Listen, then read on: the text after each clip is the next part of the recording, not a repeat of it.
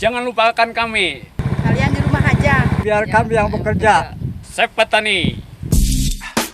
Siap Bapak Tani. Salam hormat dari kami berdua dan pencinta burung. Untuk video kita kali ini kita ngebahas apa Om? Tar dulu. Nah, tentunya kita nih, coba lihat di belakang kita nih, keindahan alam Kuningan di Jawa Barat. Bah.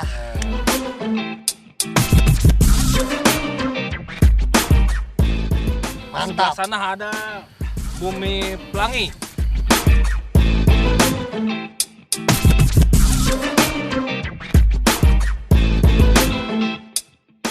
Ini namanya desa apa Om? Sukamukti, Kecamatan Jalaksana. Halo orang Sukabumi, Sukamukti. Salam hormat, salam kenal dari kita berdua. Ya. Nah, untuk burung sekarang siapa bintang tamunya Om? Bintang tamunya kita kembali menyambungkan ke episode sebelumnya, yaitu bernama Om Denny Nando. Kira-kira yang kita bahas tentang Om Nando ini apa ini Om?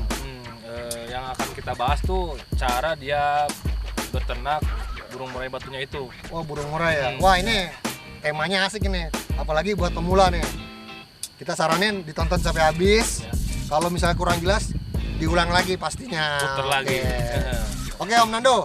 Nih, video Om Nando ya, kita tayangin. Check it out.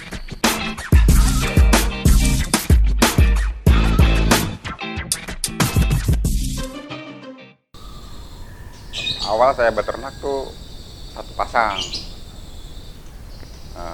Alhamdulillah waktu itu mulus, tidak ada masalah. Artinya setiap awal penjodohan sampai mulai angkut sarang tuh cuman 1 minggu. Setelah 1 minggu angkut sarang, 3 hari kemudian dia mulai bertelur. Nggak sampai 1 bulan sudah ada yang netas gitu. Waktu itu telur 5, alhamdulillah netas semua, netas 5. Cuman yang namanya pemula, saya belum punya pengalaman, jadi menupakannya tuh nggak tahu apa aja gitu. Kebetulan yang saya tahu cuman dikasih kroto aja sama jangkrik. Nah, krotonya tuh nggak terkontrol. Kebetulan waktu itu ada tamu, ngobrol-ngobrol kelamaan, saya nggak kontrol kandang, kroto tuh sudah habis ternyata, nggak tahu habis berapa jam yang lalu. Ya, akhirnya anakan tuh dibuang 1, mati. Dan pada akhirnya saya panen cuma 4 ekor. Periode berikutnya nolor 5 lagi. Atas semua, ya berhubung sudah punya pengalaman dari periode yang pertama, akhirnya kroto sama jangkrik ya pakan tuh saya perhatikan. Ya alhamdulillah untuk periode kedua tuh bisa panen 5 ekor.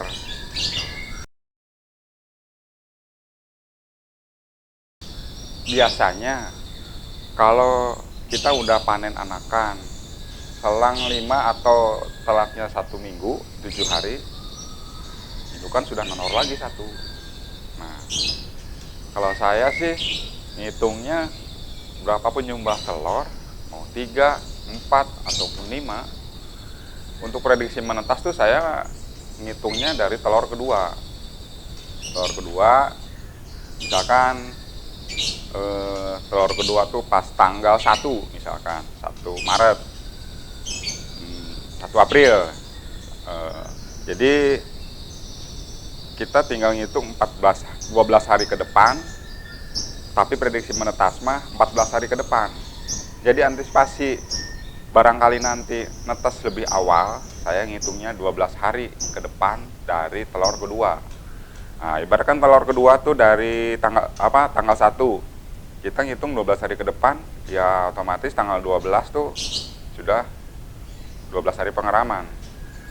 Walaupun jumlah telurnya 4 ataupun 5, tetap saya ngitung dari telur kedua. Pas 12 hari pengeraman dari telur kedua itu kroto kita harus sudah kasih kroto tuh. buat jaga-jaga barangkali nanti ada yang netas. Intinya ya 2 hari sebelum prediksi menetas tuh Proto udah standby di kandang tangkaran. Kalau bagusnya sih sebelum mata trotolan melek gitu, mata pigi kan sebelum melek gitu. Jadi pas dia melek, dia nggak takut sama orang. Gitu. Kalau misalkan telat panen, lebih dari 7 hari, misalkan 8 hari atau 9 hari, dia yang penting masih di sarang tuh belum bisa nangkring ya. Dia udah melek, otomatis sama orang jadi takut. Makanya kalau saya pribadi diusahain panen tuh sore gitu, menjelang malam, habis maghrib atau sebelum maghrib gitu, baru dipanen. Jadi biar dia nggak ada aktivitas makan sampai besok pagi. Besok pagi kan dia burung lapar tuh. Nah, jadi pas lapar walaupun agak malu takut orang gitu. Syukur-syukur kalau ada temennya nih, beda indukan yang udah dipanen duluan, yang masih dibantu loloh, kita gabungin aja. Jadi dia kepancing tuh, mangap pas mau diloloh dia mangap gitu, kepancing sama temennya yang beda induk itu yang dipanen kemarin gitu.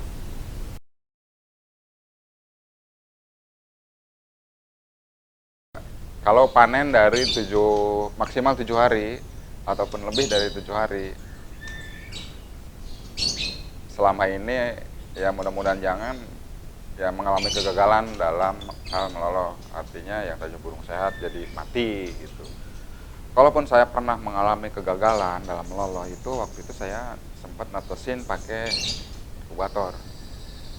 Waktu itu saya ada satu indukan betina, dia tuh nakal ke anakan, cuman mau saya ganti.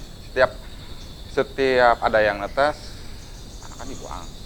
Yang tadinya saya prediksi yang mungkin jantannya galak nih, gitu. Saya coba menjelang menetas si jantan saya kurung, tapi masih tetap disimpan di dalam kandang ternak. Gitu. Ternyata ada aja anak yang dibuang. Nah, saya punya kesimpulan bahwa yang suka buang anakan tuh berarti betinanya, itu indukan betinanya. Makanya setelah saya tahu itu, mau saya ganti betina nanggung, umur jantan kondisi bulu jantannya sudah bulu tua gitu, jadi percuma lah. Makanya saya dibiarin aja sama pasangannya gitu. Tapi sebelum menetas, ya telur tuh sudah dipanen duluan. Misalkan menetas prediksi besok nih, nah, hari ini diambil telurnya, kita lanjut di inkubator sampai menetas. Nah, biasanya kalau kita loloh dari anakan umur 0 hari, saya sering jadi kegagalan. Ya busung perut gede tapi badan kecil gitu, padahal dikasih vitamin juga, menu pakan full kroto gitu. Ya umuran 3 hari ke atas sudah mulai diseling sama jangkrik. Ya kalau lagi rezeki mungkin ya mulus bisa sampai terjual gitu. Kalau ya belum rezeki ya mati gitu. Biasanya kalau loloh dari umur 0 hari suka ngalamin kegagalan. Tapi yang sudah sih kalau loloh umur 5 hari ke atas, alhamdulillah mulus-mulus aja. Kalau pakan ya untuk di kandang ternak, kalau lagi masa dari misalkan kita udah panen nih, hari ini panen. Saya biasa kalau panen tuh sore om, sore. Nah besok pagi itu menu pakan jangkrik, pagi-pagi itu jangkrik, dia nggak ditakar, ya bruk aja, nggak dihitung jumlahnya berapa gitu enggak. Terus jangkrik, cacing sama ulat tongkong. Ulat tongkong ya kurang lebih secomot lah om. Kalau cacing ya 20 ekor lah kurang lebih, nggak dihitung sih Om, kira-kira aja. Itu pagi, kisarannya sebelum jam 7 pagi. Air minum ganti, ya, saya pakai cepuk aja, cepuk yang besar tuh, biar kalau kita ngasih vitamin lebih efektif daripada seperti orang-orang kasih bak mandi, kericikan air. Jadi kalau kita ngasih vitamin tuh nggak efektif dikonsumsi sama si burung tersebut gitu. Kalau saya sih pakai biojana buat breeding paling. Gitu. Nah, masa kira-kira jam 11 sampai jam 12 saya kasih ikan cere. Kalau biasa di tempat saya sih lauk sarewu. Kalau nggak ada, gantinya saya biasa pakai kroto. Ya kurang lebih 3 sendok makan lah gitu. Nanti kira-kira jam 3 jam 4 saya kasih lagi ulat tongkong sambil cek jangkrik dan bak mandinya. Kalau tempat mandinya kotor saya ganti. Itu makan itu sampai masa ngeram. Setelah dia mulai ngeram, yang lainnya udah dicopot tuh, makannya cuma jangkrik aja. Bak mandi juga udah nggak dikasih ebon breeding lagi, air biasa aja, air matang. Tapi kalau saya sampai sebelum menetas itu, sebelum menetas kira-kira 12 hari pengeraman udah mulai dikasih kroto, kulit kandang sama jangkrik sampai masa panen.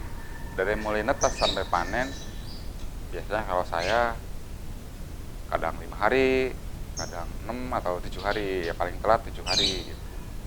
Kecuali kalau ada keperluan yang nggak bisa ditinggalkan, misalkan nggak sempet nih kalau panen sekarang walaupun udah 7 hari, saya undur sehari, paling 8 hari baru dipanen.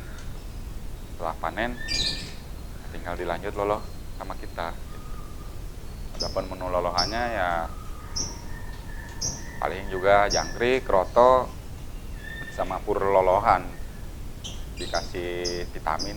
Kalau enggak kita kasih minyak ikan biar pertumbuhan bulunya lebih cepat dan bulunya tuh rapi, bersih, kinclong gitu kelihatan.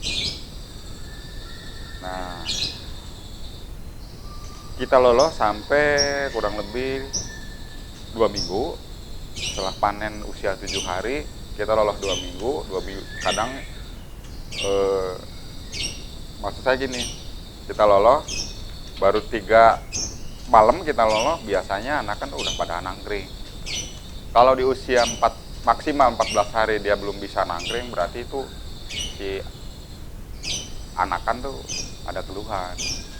Apakah dia kurang kalsium atau ada luka di kakinya gitu. Makanya kita harus pandai-pandai memperhatikan trotolan gitu, memperhatikan anakan itu. Kalau 14 hari belum bisa nangkring, biasanya saya suka kasih vitamin yang mengandung banyak kalsium. Ya misalkan saya loloh sering loloh pakai cacing,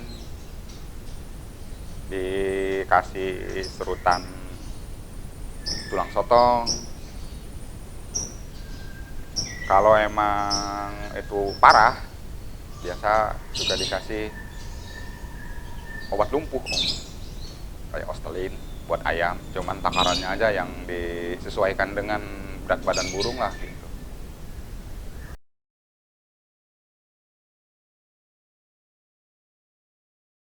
Kalau pesan saya sih buat para penangkar pemula atau yang masih baru belajaran, intinya sih rezeki mah sudah ada yang ngatur.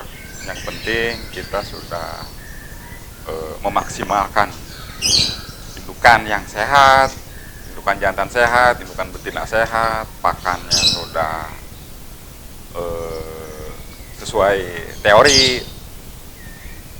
Kalau masalah berhasil, itu semua butuh proses dan kita kembalikan sama yang di atas. Kita banyak-banyak berdoa aja supaya bisa cepat produksi.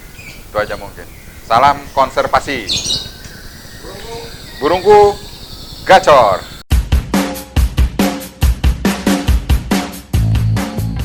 Nah, selesai kan videonya? Ingat, kurang jelas diulang lagi, gratis. Om, kira-kira menurut dari kacamata Om nih, gimana Om? Untuk para pemula atau istilahnya yang sedang belajar beternak burung murai batu, ya, kita harus tahu nih jenis pakannya yang dibutuhkan apa, protein, vitamin, dan tidak lupa juga ketika kegagalan dalam beternak tetap terus harus berusaha gitu. Intinya sabar Om. Ya, sabar. Sabar. Baik lagi ke Kegagalan rezekinya. tuh. Nah, kata si Om Nando balik lagi ke rezekinya. Namanya kegagalan itu biasa Om. Kita pacaran aja kadang putus ya kan, dapat lagi. Nah, oke. Untuk sekarang kita sudahi dulu ya Om video kita kali ini. Tapi jangan lupa tetap saksikan tayangan kita untuk episode berikutnya. Pasti ada yang lebih bagus lagi Om. Inovatif pokoknya dah. Oke ya. Sampai jumpa lagi. Atur nuhun.